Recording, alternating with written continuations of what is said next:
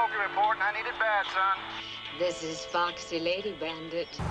I'll catch you on the flip side, darling. I'm too pooped to pop. Picture this. The late 1970s. The highways of America are buzzing with muscle cars. The CB radio craze is in full swing, and audiences are hungry for fast-paced adventures that feel rebellious but fun. Out of nowhere comes a film that doesn't just entertain, it captures the spirit of the times. That movie was Smokey and the Bandit. It wasn't just about a wild car chase or a clever outlaw outsmarting the law. No, this movie became a symbol of freedom, comedy, and pure chaos on wheels. It had big personalities, iconic cars, and a behind-the-scenes story that was just as crazy as the action on screen. But here's the kicker. The stuff that went down while making this movie is often stranger than the film itself. We're talking about real crimes that inspired the story, unscripted comedy gold, stunts so dangerous they nearly landed people in jail, and even a legendary director. Yes,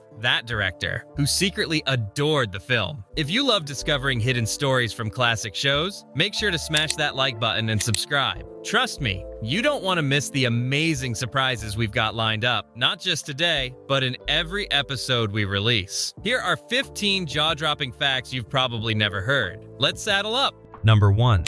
At first glance, the plot of Smokey and the Bandit sounds almost cartoonish. A daring outlaw takes a bet to haul a truckload of beer across state lines, all while dodging the police. Sounds like pure Hollywood fun, right? But here's the twist. In the 1970s, that wasn't just a joke. It was a real crime. The beer at the center of the film, Coors, had a problem. Back then, Coors wasn't pasteurized and had no preservatives. That meant the beer had to stay ice cold, and legally, it couldn't be shipped across the country without expensive refrigeration. As a result, Coors beer was only available in certain western states. If you lived east of the Mississippi, getting your hands on a six-pack felt like striking gold. This scarcity created a strange kind of black market. Truck drivers, college students, even wealthy businessmen were willing to smuggle cases of Coors across state lines. It wasn't just a drink. It became a status symbol. People at parties would brag if they had a stash of forbidden Coors, almost the way someone today might show off rare whiskey. The inspiration for the film actually came when members of the production team themselves had a run-in while trying to transport Coors to a movie set. They realized, wait a minute, this is a story in itself. So when you watch the opening of Smokey and the Bandit, where Burt Reynolds,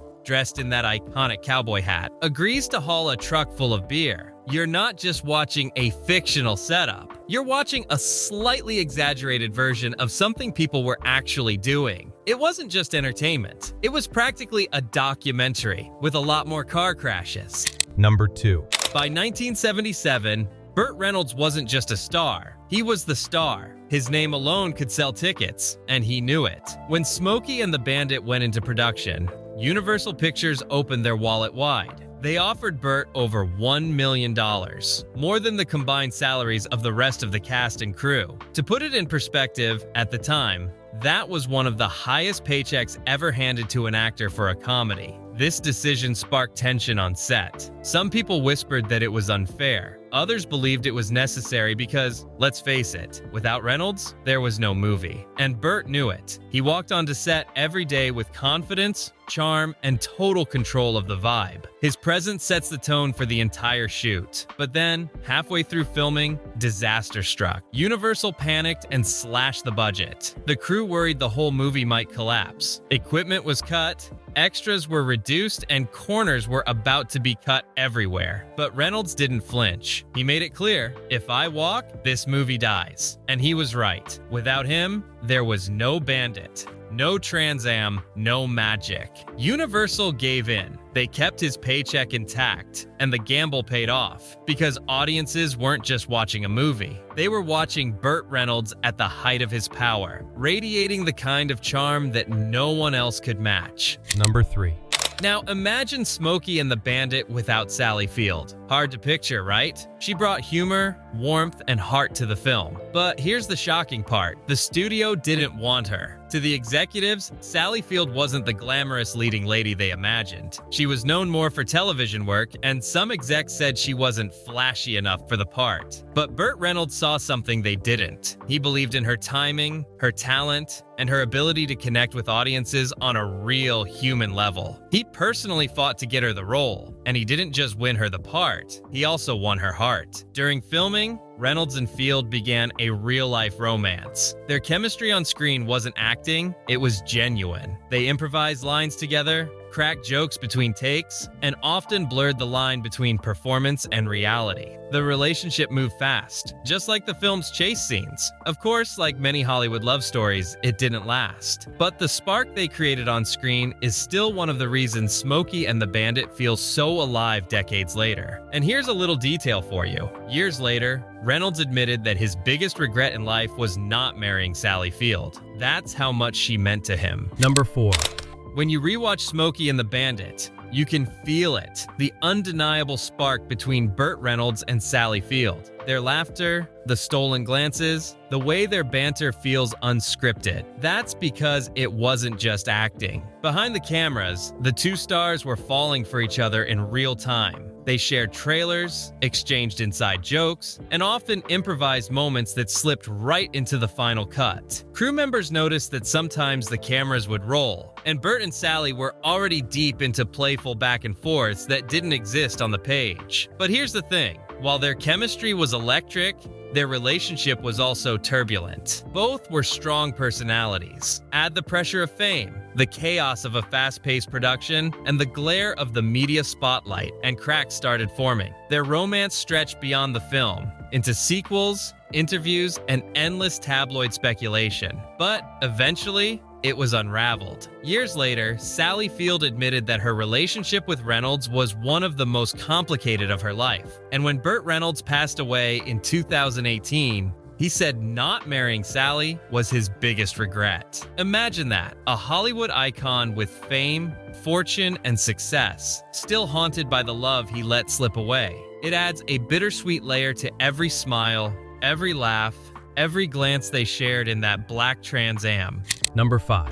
Every great hero needs a great villain. And in Smokey and the Bandit, that villain was the larger-than-life Sheriff Buford T. Justice, played by comedy legend Jackie Gleason. But here's the shocking part. Almost everything that made Buford so iconic was unscripted. That's right, Gleason didn't stick to the script. He didn't need to. With razor-sharp comedic instincts, he improvised line after line, turning what could have been a one-note lawman into one of the funniest, most quotable movie sheriffs of all time. One of his most famous insults, "There's no way you came from my distance," wasn't written by a screenwriter. It came straight from Gleason in the heat of the moment. The crew often found themselves laughing so hard they ruined it. Even Burt Reynolds, the king of cool, had trouble keeping a straight face. And that's why Buford T. Justice feels so alive. Gleason didn't just play the sheriff. He became him, fueled by instinct, swagger, and pure comic brilliance. Without Gleason's improvisation,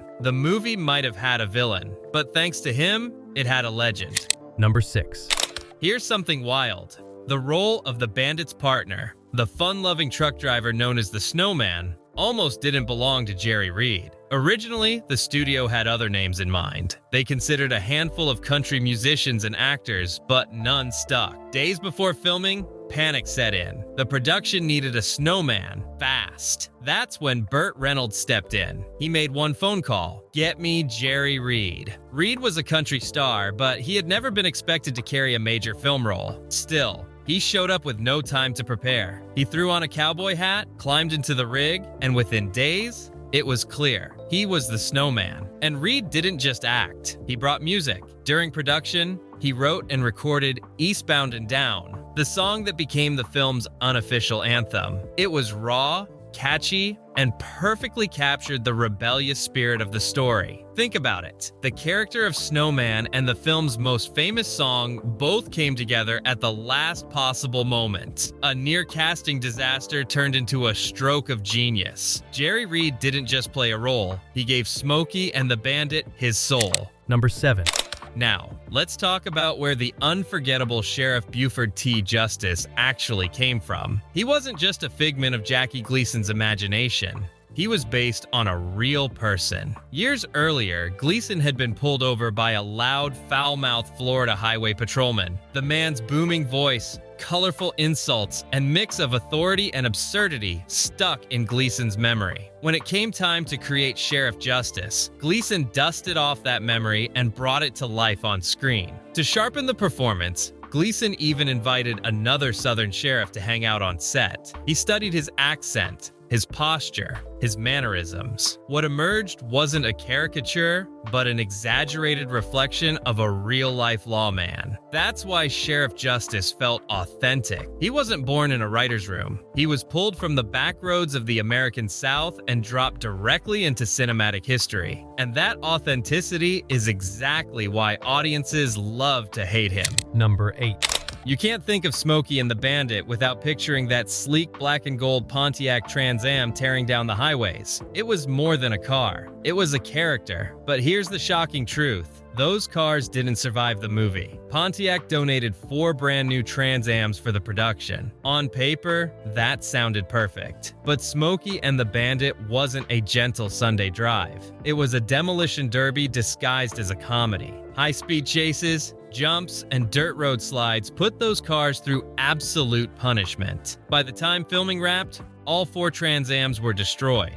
Frames bent, axles snapped, paint shredded. The hero car, the one that had to look good on screen, was practically held together with duct tape, spare parts, and pure hope. So when you see the Bandit soaring through the air or weaving through traffic, just remember, behind that cinematic magic was a car on life support, patched up just enough to survive one more take. It wasn't just movie magic, it was a survival movie. Number 9. Today, Hollywood leans on CGI and green screens to make action scenes look real. But in the 1970s, there was no digital safety net. What you saw on screen was exactly what happened. That meant every car jump, every skid, every close call in Smokey and the Bandit was 100% practical. No tricks. No computers, just steel, rubber, and fearless stunt drivers. And here's the kicker. Burt Reynolds didn't just sit back and let the professionals handle it. Against the studio's wishes, he insisted on doing some of the high-speed driving himself. He wanted audiences to feel the authenticity, and boy, did they. Every time a fender scraped the pavement or sparks flew from a close call, it wasn't just for show. It was real risk, real sweatshirt, real danger. And that's why the movie still holds up today. You're not watching pixels, you're watching cars and people pushed to the limit.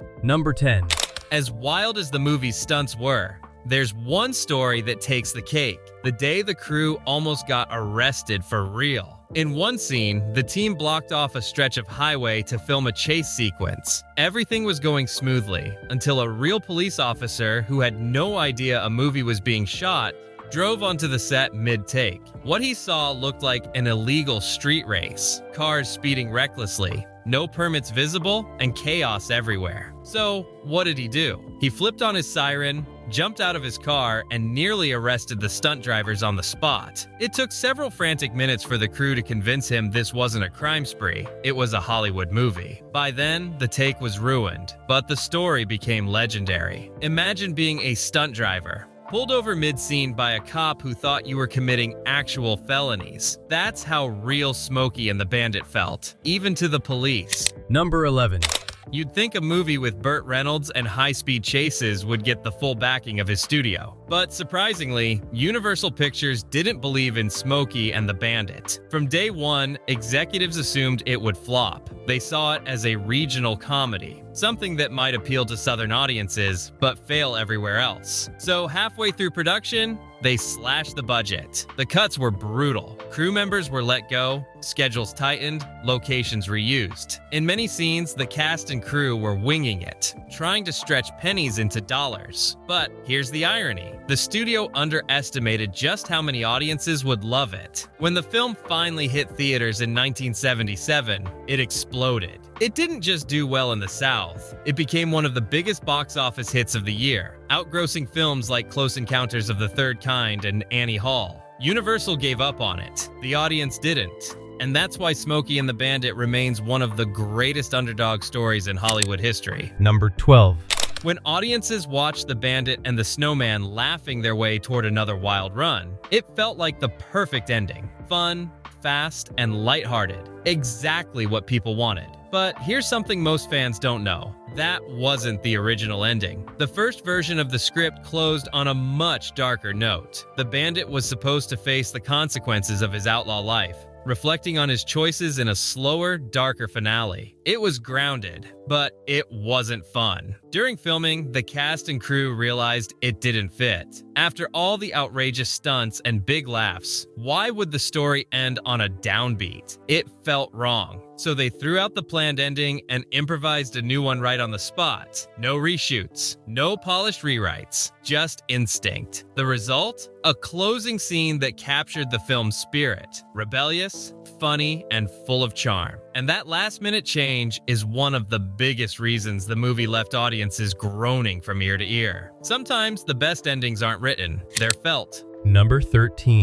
When Smokey and the Bandit raced into theaters, critics weren't impressed. Famous reviewer Roger Ebert gave it just 2 stars. Others dismissed it as lowbrow, disposable entertainment, the kind of movie that wouldn't be remembered after the summer ended. But critics were dead wrong. Audiences didn't just like it, they loved it. People packed theaters, cheering for the Bandit, laughing at Sheriff Justice, and singing along with Eastbound and Down. The movie went on to gross more than $120 million, making it the second highest earning film of 1977, right behind Star Wars. Think about that. In the same year, a galaxy far, far away was rewriting cinema history. A scrappy little car chase comedy was holding its own at the box office. It proves something powerful. You don't always need critics on your side. Sometimes, if you capture the heart of the audience, that's more than enough. Number 14. When Pontiac gave 4 Trans Ams to the production, they thought it was just product placement. What they didn't expect was a dirty explosion. After Smokey and the Bandit hit theaters,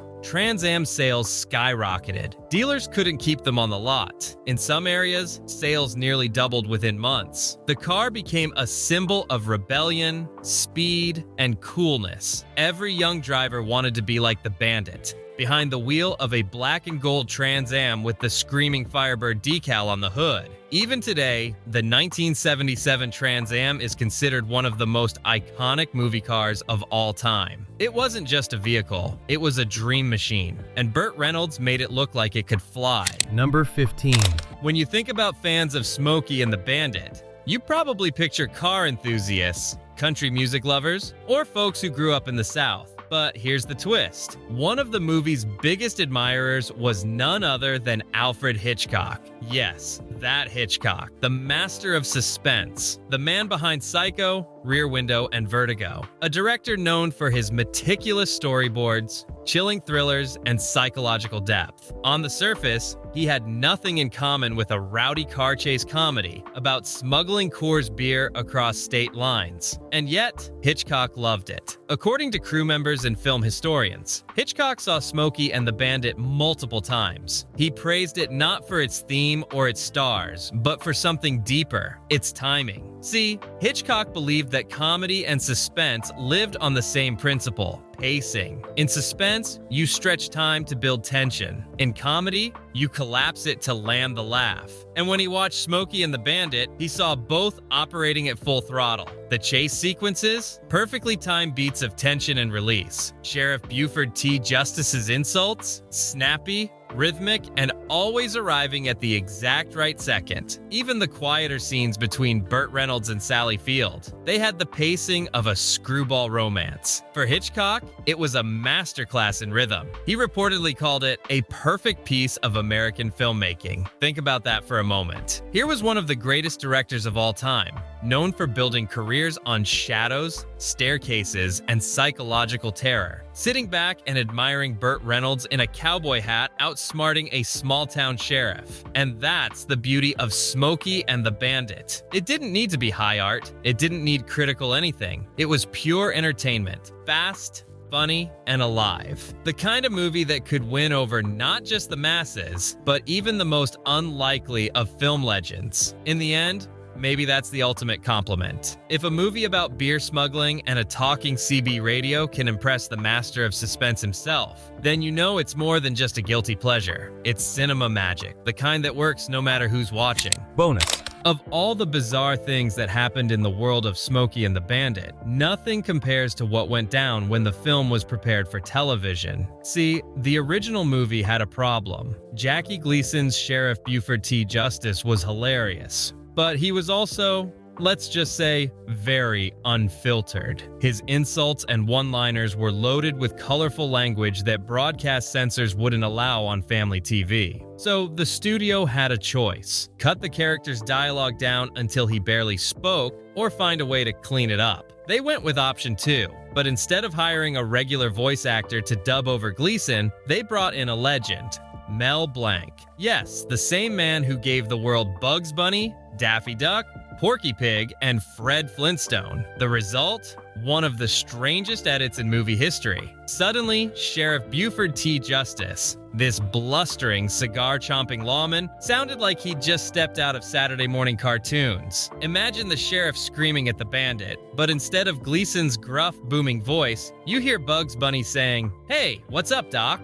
Or Fred Flintstone yelling, "Yabba dabba doo," while chasing down a speeding Trans Am. Audiences who only saw the TV version had no idea what they were missing. For them, Sheriff Justice wasn't a foul-mouthed, unpredictable lawman. He was practically a Looney Tunes character in a patrol car. And here's the kicker: because Mel Blanc was such a skilled voice actor, many families didn't even realize it was a dub. Kids who grew up with that TV edit thought that's how the character was supposed to sound. They'd later watch the original and be shocked by just how different, and much sharper, Jackie Gleason's real performance was. Looking back, it's almost poetic. Smokey and the Bandit was already larger than life, already exaggerated, already cartoonish in its comedy. So, in a weird way, giving Sheriff Justice the voice of a cartoon icon didn't break the movie. It just made it even more legendary. And whether you saw the uncensored original or the cartoon dubbed TV version, you still walked away entertained. Which, at the end of the day,